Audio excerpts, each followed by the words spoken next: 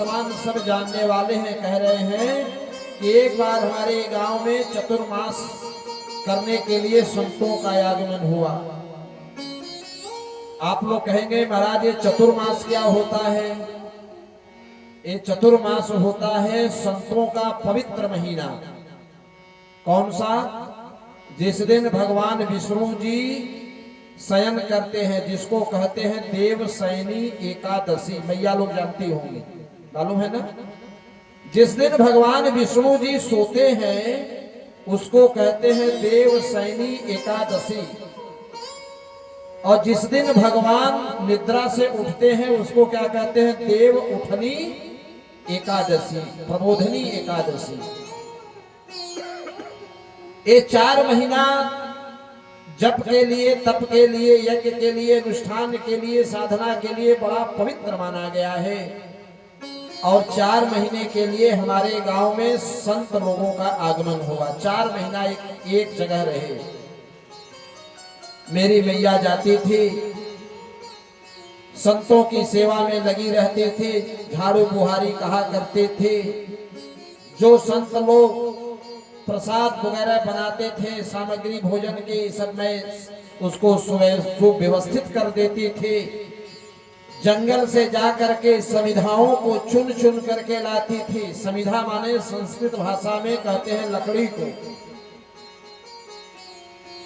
उसका साहित्यिक शब्द है लकड़ी का समिधा। समिधाओं को ला करके संतों के आश्रम में रख देती थी। जब संत भोजन प्रसाद के लिए बैठते थे, तैयारी करते थे, तो मैं अमनिया कर देती थी। अमनिया माने, ये सब भाषा में बता दे रहा हूं। अमनिया करना मतलब जो हम लोग कहते हैं सब्जी को काटो, सब्जी को छीलो, हम लोग काटना छीलना कहते हैं। संतों की भाषा में सब्जी को अमनिया करना कहते हैं, व्यवस्थित करना। अमनिया कर देते थे। और जब संत लोग स्नान कर लेते थे तो संतों के वस्त्रों को धो करके सुखवाते थे। अर्थात पूरे 4 महीने तक मैं संतों की सेवा में मैया के साथ लगा रहा। 4 महीने का जब वह चतुर्मास बीत गया, संत लोग अपने आश्रम को जाने लगे, तो उनके भजन से जब वे भजन करते थे तो मैं भी साथ में भजन करने लगता था। जब वे नृत्य करते थे भगवान के गीतों पर, भजनों पर, तो मैं भी नाचने लगता था। और ऐसा मेरा मन लगा संतों के साथ कि जब वे संत अपने आश्रम को जाने लगे तो मैं भी उनके पीछे पीछे जाने लगा। तो संतों ने मुझे रोक लिया, कहाँ आ रहे हो? मैंने संतों से बहुत निवेदन किया कि आपके साथ मैं 4 महीना रहा हूं, भगवान गोविंद का गुणगान गाया हूं, मुझे आपके साथ ही चलना है। तो संतों ने कहा नहीं, आप ऐसे हमारे साथ नहीं चल सकते। क्यों? क्योंकि अभी तुम्हारी मां जिंदा है। वैराग्य लेने के लिए एक शर्त है। अब मैं अपना उदाहरण दे रहा हूं। हमारी सारी तैयारी पूरी हो गई है, लेकिन जब तक मेरे माता पिताजी हैं, बेटी का कन्यादान नहीं हो जाता, तब तक मैं आपके इस प्रतापपुर में निवास कर रहा हूं। आज इस भागवत कथा के माध्यम से भी मैं उद्घोषणा कर दे रहा हूं। एक कर्तव्य है, इसलिए बेटा तुम जाओ, मां की सेवा करो, और मां जब इस धराधाम को छोड़ करके चली जाएगी तब तक तुम मेरे साथ आ जाना। या दूसरी है कि एक होता है NOC नो ऑब्जेक्शन सर्टिफिकेट, या तो माँ के हाथ की भिक्षा लेके आओ। यह भी होता है कि माँ अगर आप सबको कह दे नहीं बेटा जाओ बाबा जी बन जाओ, माँ आपको भिक्षा दे दे तो आप जा सकते हो। नारद जी बड़े उदास हो गए। नारद जी बड़े उदास हो गए। संतों को लगा कि यह भगवान की भक्ति के बिना नहीं रह सकता, तो कान में एक मंत्र दे दिया और कहे कि इसी मंत्र का तुम जाप करते रहो, इसी से कल्याण हो जाएगा। नारद जी आए, मैया की सेवा में लगे रहे, भगवान का चिंतन करते रहे। और संयोग देखिए कि एक दिन की बात है, मेरी माँ गौ मैया का दुग्ध दोहन के लिए जा रही थी। एक सर्प पर पैर पड़ गया, सर्प मेरी माँ को डस लिया और मेरी मैया परलोक सिधार गई। जय जय सिया राम हो गए, बोलिए सच्चिदानंद भगवान की। मैं तो बड़ा प्रसन्न हो गया, मेरी मैया मर गई। ध्यान से सुनिएगा, मैं प्रसन्न हो गया कि भगवान के भजन में मेरी माँ बाधक बन रही थी, मेरी माँ खत्म हो गई, परलोक सिधार गई। लेकिन संसार के लोक लाज के कारण थोड़ा सा आंसू बहाया। लोग क्या कहेंगे कि इसकी माँ मरी है, ये हंस रहा है। उदास मन से मैं अपनी माँ की अंत्येष्टि क्रिया संपन्न कराया और अंत्येष्टि क्रिया संपन्न कराने के बाद अनुग्रहं मन्यमानः प्रतिष्ठन्ति समुत्तराम, दिशि उत्तराम, उत्तर दिशा की ओर चल पड़े। अनुग्रहं मन्यमानः प्रतिष्ठं दिशमुत्तराम, वो संतों की बात हृदय में प्रतिष्ठित हो गई है। प्रातिष्ठम, उत्तर दिशा की ओर चल पड़े कि इधर ही संत गए हैं, वो संत इधर ही मिलेंगे। लेकिन एक बात समझने की आवश्यकता है, मैं चल तो पड़ा उत्तर दिशा की ओर, लेकिन जो 100-200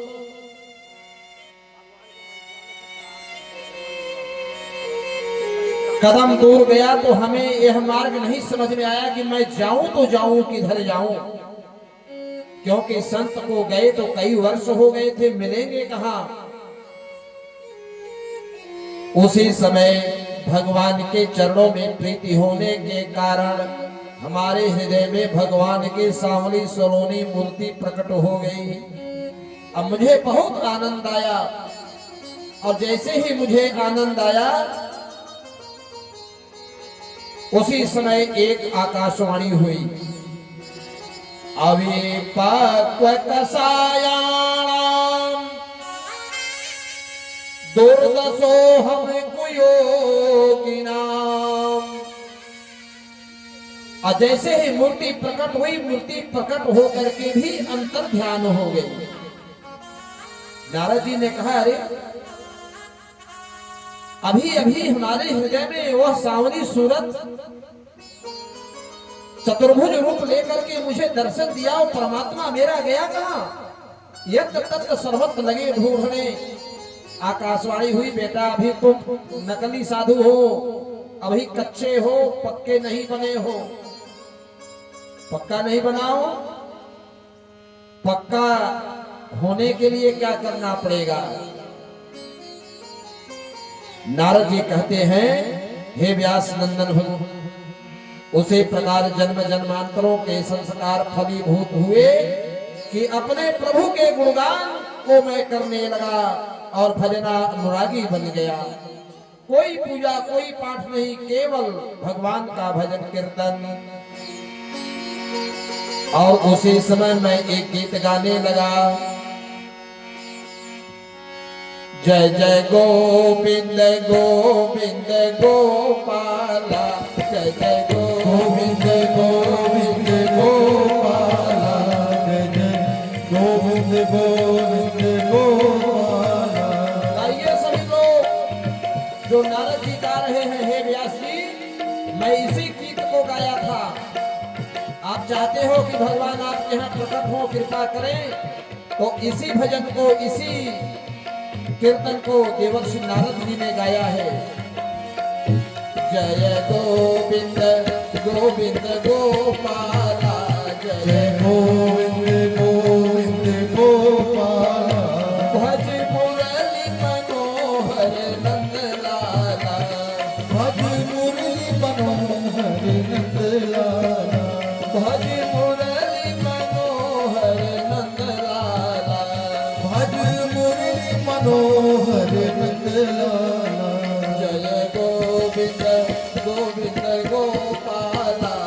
जय गोविंद गोविंद गोपाला जय गोविंद गोविंद गोपाला जय गोविंद गोविंद गोपाला जय गोविंद गोविंद गोपाला जय गोविंद गोविंद गोपाला भज मुरली मनोहर नंदलाला भज मुरली मनोहर नंदलाला भज मुरली मनोहर नंदलाला भज मुरली मनोहर नंदलाला जय गोविंद गोविंद गोपाला जय गोविंद गोविंद गोपाला जय गोविंद गोविंद गोपाला जय गोविंद गोविंद गोपाला जय गोविंद गोविंद गोपाला। और जैसे ही यह नारद जी खूब ठुमक ठुमक कर नाच नाच कर संकीर्तन किया कि नारद जी के सामने भगवान प्रसन्न हो करके प्रकट हो गए। अरे नारद, ये चुटकी बजा के क्यों गा रहे हो मेरे गुणानुवाद को? ए लो बीड़ा। नारद जी के पास पहले बीड़ा नहीं थी। नारद जी को बीड़ा दे दिया। यह जो नारद जी के हाथ में बीड़ा है, इसको स्वयं वैकुंठवासी परिपूर्ण परमात्मा ने दिया है। यह बीड़ा लो और कहा, बेटा इस बीड़ा पर मेरे गीतों का गायन करना, नाम का संकीर्तन करना और जगत में विचरण करना, मेरे नाम की महिमा का प्रचार प्रसार करना। हे व्यास जी, तभी से मैं बीड़ा पर उन्हीं के गीत गा रहा हूँ। प्रभु के नाम का चमत्कार देखो कि मेरी हर जगह पूजा होने लगी। मैं मनुष्यों के यहाँ जाऊं तो भी मेरी पूजा, मैं दानवों के यहाँ जाऊं तो भी मेरी पूजा, मैं देवताओं के यहाँ भी जाऊं तो भी मेरी पूजा। मेरी पूजा तो सर्वत्र हो रही है। ये मेरी पूजा नहीं, वस्तुतः ये मेरे प्रभु के पूजा है, जिसने मुझे जगत पूज्य बना दिया। बोलिए सच्चिदानंद भगवान की जय। और दूसरा उदाहरण, यह शरीर आपके सामने बैठा हुआ है। बोलिए सच्चिदानंद भगवान की जय। मैं भी बाल्यकाल से ही भगवान के गीत गा रहा हूँ।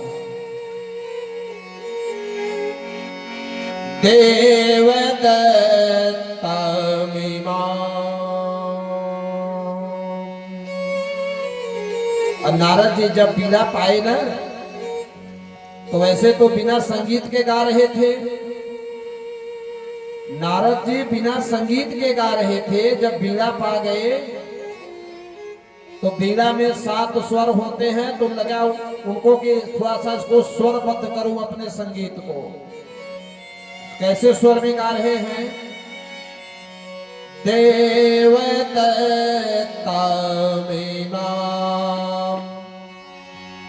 वीणा देवदत्तमिमां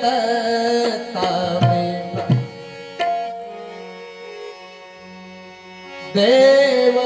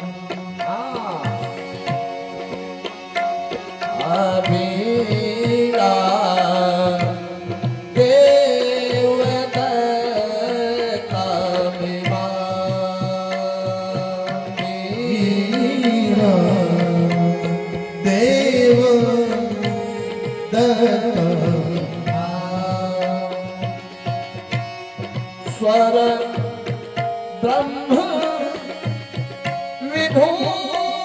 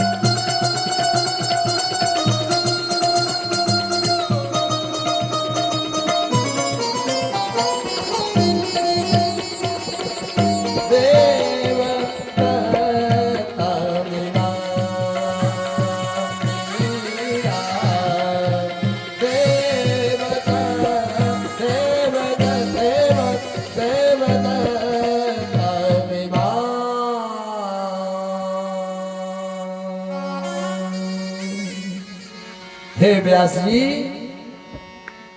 मैं उन्हीं के गीत गाता घूम रहा हूं, इसलिए आप गोविंद के गुणानुवाद लिखिए। गोविंद के गुणानुवाद लिखिए, तब जा करके वेद व्यास जी ने 5वां वेद पुनः लिखा है। और 5वां वेद जो महाभारत है उसको सापेक्ष मान करके यह जो 18वां पुराण श्रीमद् भागवत महापुराण की रचना किया। बोलिए श्रीमद् भागवत महापुराण की जय। और ऐसा श्रीमद् भागवत महापुराण जो समस्त पुराणों का सार है।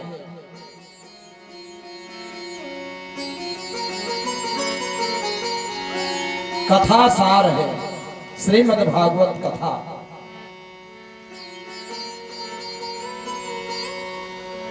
एक बार की बात है,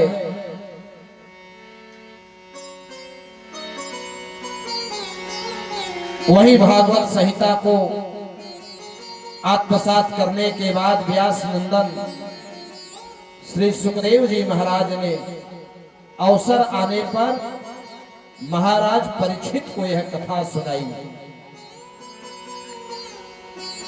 परीक्षित को कथा सुनाई। सुखदेव जी जैसे परमहंस 7 दिन तक उनके सामने बैठे रहे। सूत जी कह रहे हैं, हे शौनक आदि ऋषियों, सबसे पहले यह भागवत की कथा भगवान विष्णु जी ने सनकादिक ऋषियों को पान कराया।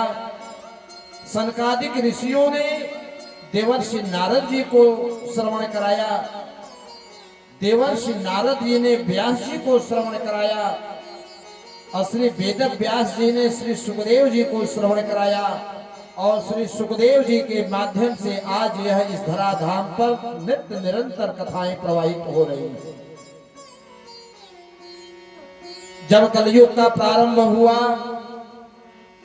तो कलयुग के पहले राजा कौन है मालूम है?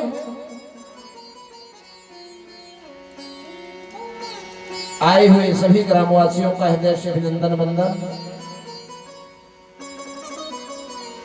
कलयुग के जो पहले राजा हुए महाराज परीक्षित। ये परीक्षित जी कौन है? ये परीक्षित जी हैं अर्जुन के बेटा जिनका नाम है अभिमन्यु, और अभिमन्यु का बेटा जिनका नाम है महाराज परीक्षित। द्वापर युग में जब भगवान श्री कृष्ण जी अपनी द्वापर की लीला पूरी करके जब वैकुंठ को पधारे, यह समाचार सुनकर कुंती मैया को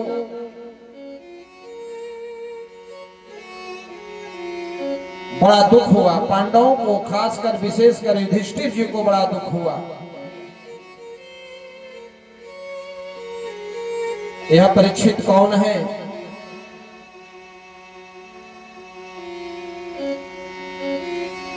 यह परीक्षित कलयुग के पहले राजा हैं। आज शौनक आदि ऋषि पूछ रहे हैं, सूत जी महाराज, जो सुखदेव जी हैं ये तो कहीं एक जगह स्थिर रहते नहीं। नारद जी तो 2 घड़ी तक मान लीजिए उन्हें है शराब की, 2 घड़ी से ज्यादा नहीं टिक सकते।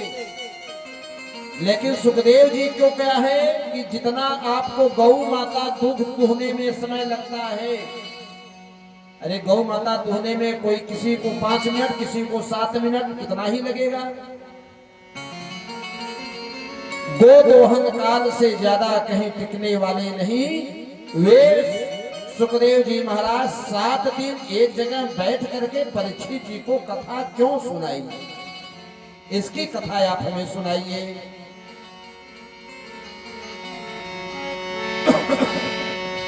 प्रीति शौनक,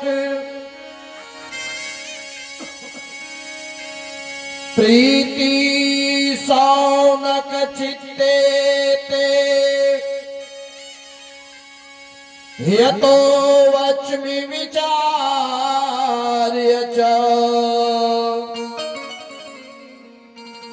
सर्व सिद्धांत निष्पन्नम सावधान तनया श्रेणुः। हे शौनक आदि ऋषि, सावधान होकर के आप कथा सुनिए। मैं निश्चित रूप से यह कथा सुनाऊंगा कि परीक्षित जी को 7 दिनों तक श्री सुखदेव जी महाराज ने जो दुग्ध दोहन काल से समय से ज्यादा नहीं टिकते नहीं 7 दिन एक जगह रुक करके क्यों कथा सुनाई। एक समय की बात है, कौरव पांडवों का युद्ध लगभग विश्राम हो चला था।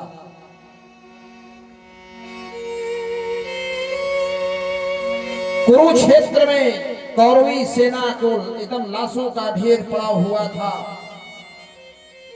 चील कौए मंडरा रहे थे, नोच नोच लाशों को खा रहे थे।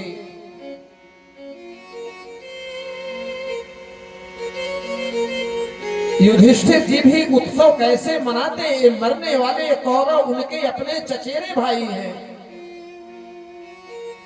अपने पिता पितामह हैं, अपने रिश्तेदारों की लाश पड़ी है।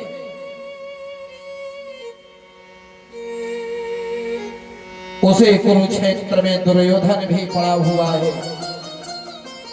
दुर्योधन की जंघा को भीम ने अपने गदाओं से तोड़ करके अधमरा करके छोड़ दिया है। दुर्योधन को भी मरा हुआ समझ करके चील कौवे उसे नोच रहे हैं, लेकिन विवश है, चील कौवों को भी नहीं मार सकता। अधमरा पड़ा हुआ है दुर्योधन। उसी समय दुर्योधन देखता है कि उसके सामने एक पुरुष आता है। वह पुरुष कौन है? नाम था अश्वत्थामा। क्या नाम था? अश्वत्थामा। यदा मृधे कौरव सृंजयानाम वीरे स्वथो वीरगतं गतेषु ऋकोदरा वृद्ध गधाभिमर्श भग्नो रुदंडे धृतराष्ट्रपुत्रे। अश्वत्थामा देख रहा है कि आज कौरवों की सेना को, कौरव धृतराष्ट्र के पुत्रों को गीध चील कौवे नोच नोच कर खा रहे हैं। आया दुर्योधन के पास, मित्र मैं तुम्हारा मित्र हूं, अभी मैं जिंदा हूं, बोलो क्या चाहते हो। दुर्योधन कह रहा है अब कोई चाहत नहीं है,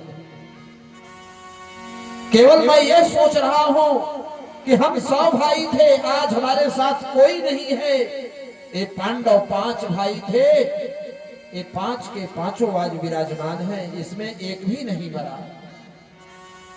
अश्वत्थामा कहता है ऐसी बात? दुर्योधन कह रहा अगर इसमें से एक भी मर गया होता तो मेरे मन को शांति हो गई होती, लेकिन दुख इस बात का है कि 5 के 5 आज भी विद्यमान हैं। हम 100 भाई थे, 100 मारे जा रहे हैं।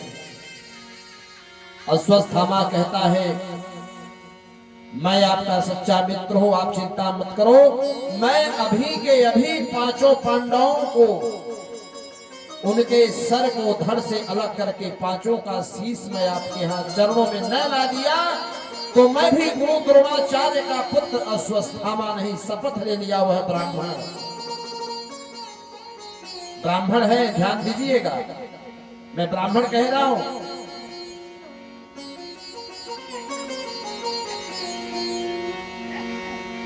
गया जिस पंडाल में, जिस शिविर में 5 पांडव विश्राम कर रहे थे, भगवान श्री कृष्ण जी समझ गए कि आज वह ब्राह्मण शपथ लिया है, आज 5 पांडव बचने वाले नहीं है और नहीं भी बचते, क्योंकि भगवान श्री कृष्ण जी मायापति हैं। युधिष्ठिर से कहा, अरे युधिष्ठिर, तुमने कौरवों पर इतनी बड़ी विजय प्राप्त की है, विजय जश्न नहीं मनाओगे क्या?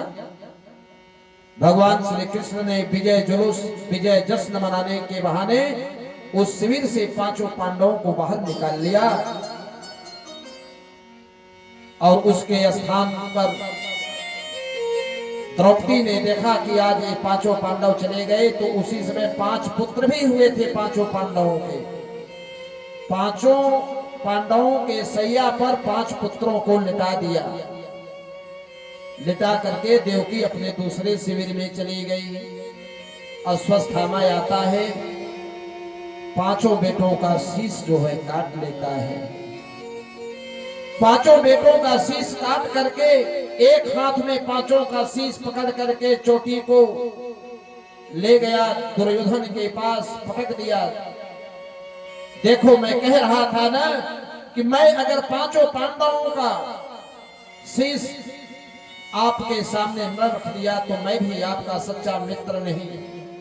दुर्योधन बड़ा खुश हुआ, वाह मित्र, पहले दिन तुम कहां थे? पहले मिल गए होते तो हमारे 100 भाई बच गए होते। लेकिन जब ध्यान से देखा तो आज दुर्योधन जो क्रूर था, दुराचारी था, अत्याचारी था,